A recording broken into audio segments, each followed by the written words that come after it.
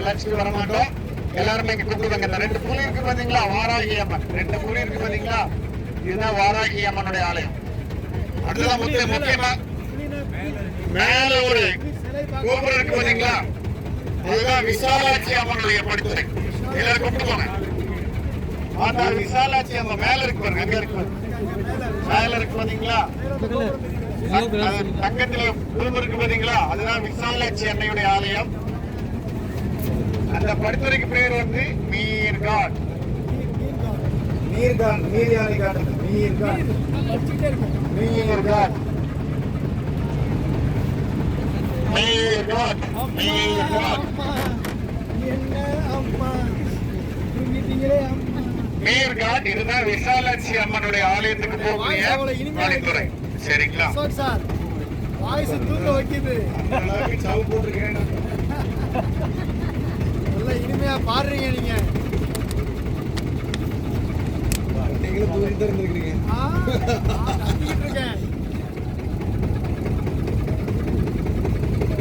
அடுத்து வரக்கூடியது மிக முக்கியமான படித்துறை. ஒண்ணு வந்து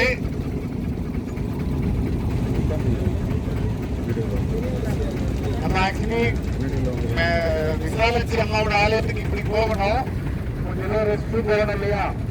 கொஞ்சம் பேர் வந்து காசி விஷ்ணுடைய ஆலயத்துக்கு பின்புறமா இருக்கக்கூடிய படித்துறையில் என்ன இருக்குன்னு பார்க்கணும் இல்லையா.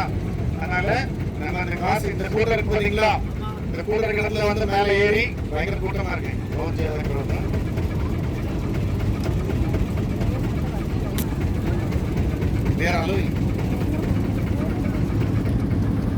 சாமி பார்க்க போற வரிசையா சார்?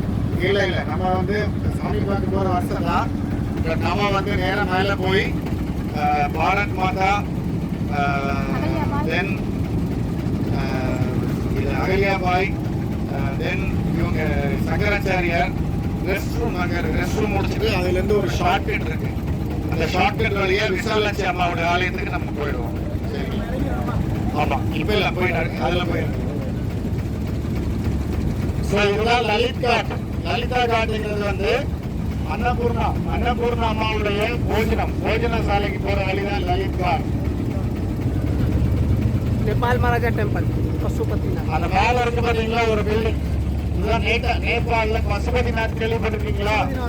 பசுபதிநாதருடைய ஆலயம் ஒரு மாதிரி ஆலயம் இருக்கு, நேபாள் மகாராஜா கட்டினது.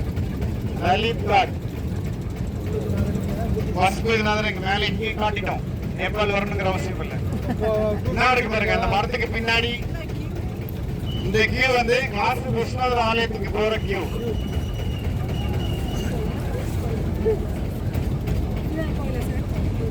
இங்க பாருங்க, காசி விஸ்வநாதர் ஆலயத்துக்கு போகக்கூடிய படித்துறை இதுதான். இந்த கியூ, இந்த கூட்டம் எல்லாமே வந்து காசி விஸ்வநாதர் ஆலயத்துக்கு போகக்கூடிய கியூங்க.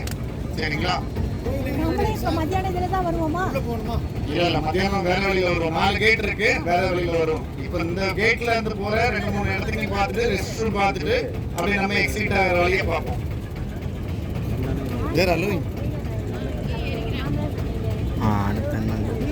நல்லா பண்றாங்களா? இங்க பாருங்க, அடுத்தது முக்கியமா நீங்க பார்த்துட்டு இருக்கிறது மணிகர்ணிகா காட். காசில வந்து ஹரிச்சந்திர காட் மயானம் போலவே இந்த மணிகர்ணிகா காட்டுலயும் வருடத்துல 365 நாளும் இரவோ எல்லாரும் கூப்பிட்டுக்கோங்க. இரவோ பகலோ மழையோ வெயிலோ பூகம்பமோ எது வந்தாலும் சரி குளம் எரிஞ்சுட்டு இருக்கக்கூடிய ஒரே இடம் இந்த மணிகர்ணிகா காட். அந்த குளத்தை எடுத்துட்டு வந்து ஒரு 3 முறை வந்து கங்கையில முக்கி அந்த சிலையில வச்சிருவாங்க. சரிங்களா? அந்த குளம் எரிஞ்ச உடனே அப்படியே நதியில மேக்சிமம் தள்ளி விட்டுருவாங்க.